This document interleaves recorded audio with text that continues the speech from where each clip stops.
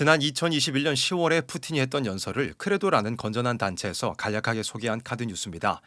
푸틴은 지난 2021년 10월 18일부터 21일 러시아 소치에서 열린 발다이 토론클럽에서 서구 사회의 영적, 도덕적 타락을 염려하는 내용의 연설을 했었습니다. 푸틴은 지금 우리가 겪고 있는 변화는 인류 역사에서 유례가 없는 차원과 규모이며 환경, 기후변화, 안전, 경제적 불평등, 식량위기, 기술혁명 등으로 새로운 위험과 기회가 동시에 펼쳐져 있다고 하면서 이러한 변화에 대응하는 방식이 전통적인 시스템을 파괴하는 급진적인 방식으로 진행되어서는 안 된다고 주장했고, 현재 서구 사회에서 진행되고 있는 전통적 윤리와 도덕의 파괴에 대해 우려하는 발언을 했습니다.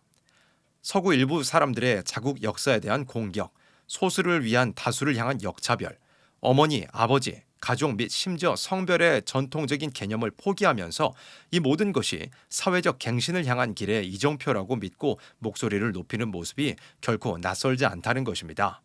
러시아는 마르크스와 엥겔스의 독단에 의거하여 기존의 방식과 간섭을 바꾸고 1920년대에서는 소위 새로운 의식을 만들었으며, 가치를 그렇게 변화시킬 수 있다고 믿는 일부 사람들이 인간 개조를 시도했었지만 이 모든 시도들은 러시아 사회를 엉망진창으로 만들고 실패로 끝났다고 했습니다. 그런데 지금 서구에서 1900년대 러시아가 경험했던 것과 유사한 일들이 벌어지고 있다는 것입니다.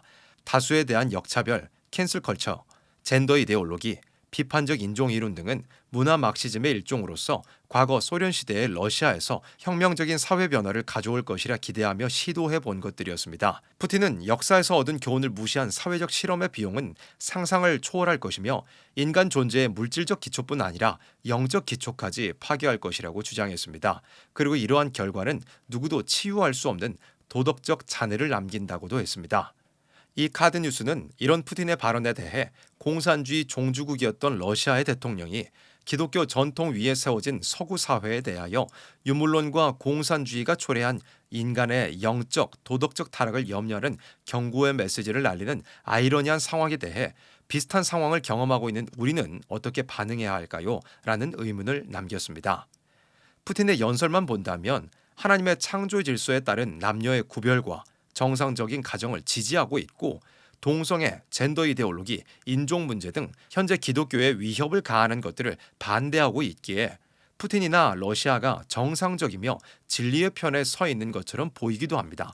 또한 지난 소련의 역사 속에서 있었던 공산주의가 틀렸다고 하거나 현재 세계를 흑암으로 몰고 가는 피시주의를 비판하고 있으니 더더욱 그렇게 보이기도 합니다.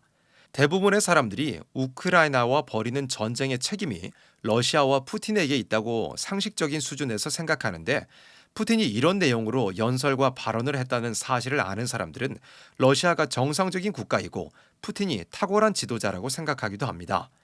실제로 우리 채널에서 제작한 성경으로 본 공산주의 영상에는 이런 댓글이 달리기도 했습니다. 푸틴의 러시아는 독재이긴 하지만 구소련과 같은 공산주의 국가는 아닙니다. 미영 서구 글로벌리스트와 공산주의 세력이 세계를 양분한 이때에 그 어느 국가보다 상식적이고 자유민주에 가까운 나라입니다. 공산주의가 아직도 살아있어서 세계에 영향을 미치고 있으며 그것을 부정적으로 보기도 하면서 러시아와 푸틴을 지지하는 것입니다.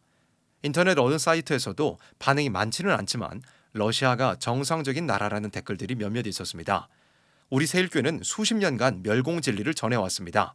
소련이 존재하던 시절에나 소련이 해체된 이후에나 변함없이 멸공 진리를 전해왔습니다. 진리를 알고 있다면 소련의 해체나 방금 보았던 러시아의 지도자 푸틴의 연설 내용이 전혀 의아하거나 당황스럽지 않습니다.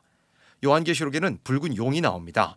붉은 용은 옛 뱀이요 마귀요 사단으로 하나님께 허락을 받아 온 세상을 미혹하여 누가 하나님의 말씀을 붙들고 있는지를 가려내는 시험관과 같은 역할을 하는 자입니다. 붉은 용은 이 땅에서 붉은 짐승을 이용합니다. 요한계시록 13장 2절을 보면 용이 자기의 능력과 보좌와 큰 권세를 짐승에게 주었다고 했습니다. 짐승은 성경에서 세상의 정권, 나라를 의미합니다. 다니엘 7장에서 네 짐승이 보였고 이 짐승들은 내 나라를 보여준 것이라고 성경 본문에서 해석해 주었습니다. 요한계시록의 짐승은 붉은 용과 같이 7머리를 가지고 있습니다. 이것은 구약과 신약의 교회를 대적한 애굽, 아수르, 바벨론, 메데바사, 헬라, 로마 그리고 소련을 보여준 것입니다. 요한계시록 13장 3절은 그의 머리 하나가 상하여 죽게 된 것 같더니 그 죽게 되었던 상처가 나음에 온 땅이 이상히 여겨 짐승을 따르고 라고 말씀합니다. 이 머리가 상했다 나았다는 말씀은 소련 혁명에 말단 계급이 폭동을 일으켜 머리가 되는 정부를 때려 부수고 피를 흘리되 머리의 역사를 할 주권자 2천만 명을 죽인 사실을 놓고 머리가 상했다고 하는 것이 분명합니다. 요한계시록 17장 10절로 11절은 일곱 머리에 대하여 또 일곱 왕이라 다섯은 망하였고 하나는 있고 다른 이는 아직 이르지 아니하였으나 이르면 반드시 잠깐 계속하리라. 전에 있었다가 시방 없어진 짐승은 여덟째 왕이니 일곱 중에 속한 자라 저가 멸망으로 들어가리라라고 말씀합니다.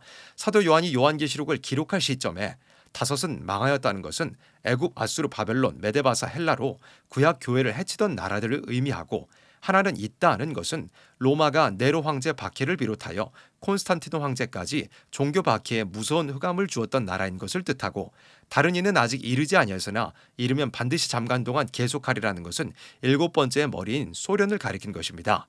그런데 11절에서 전에 있었다가 시방 없어진 짐승은 여덟째 왕이니 일곱 중에 속한 자라 저가 멸망으로 들어가리라는 말씀은 사도 요한이 요한계시록을 기록하기 전에 있었던 네로 황제와 같은 괴율적 정책을 쓰는 자가 일곱 번째 머리에 그 근원을 두고 여덟째 왕으로서 나타날 것을 예언한 것입니다.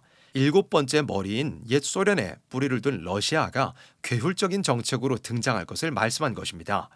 무신론 공산주의 정권으로 혼란한 세상에 강하게 나타난 일곱 번째 머리 소련이 있었고 그 머리에 속한 자로서 괴율적인 정책을 가지고 나온 것이 러시아입니다.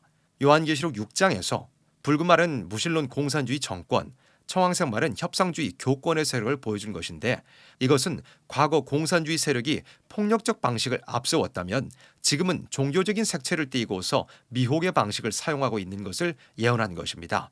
러시아 정교회가 푸틴을 지지하는 것이나 푸틴이 성경적 가치를 이야기하는 것처럼 보이는 것도 모두 이 예언이 이루어지는 것입니다.